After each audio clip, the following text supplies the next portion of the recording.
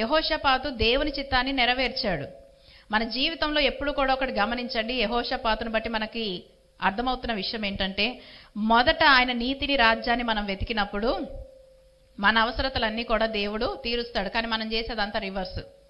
దేవుని చిత్తాన్ని మనం చేయడానికి ఇష్టపడం. మొదటిగా మన చిత్తాలన్నీ కూడా ఆయన చేయాలని మన చిత్తాన్ని తీసుకొని వెళ్ళి దేవునికి విజ్ఞాపన చేస్తూ ఉంటాం. యెహోషాపాతు ఏది అడగలేదు. యెహోషాపాతు ఏది కూడా ప్రభా నాకు ఇది ఇవ్వనైతే అడగలేదు. కానీ తను ఇనిషియేట్ చేసినటువంటి పనులు ఏవైతే ఉన్నాయో దైవ సంబంధమైన కార్యాలని యెహోషాపాతు తన జీవితంలో తన రాజ్యంలో మరి ప్రజలను నిలబెట్టి వాక్యాన్ని ప్రకటించడము ఈ విధంగా ప్రారంభించినప్పుడు యెహోషాపాతుని దేవుడు అంచెలంచెలుగా దీవించి ఏ శత్రువు కూడా తన రాజ్యం మీదకి రాకుండా దేవుడైతే కాపుదలని అనుగ్రహించాడు.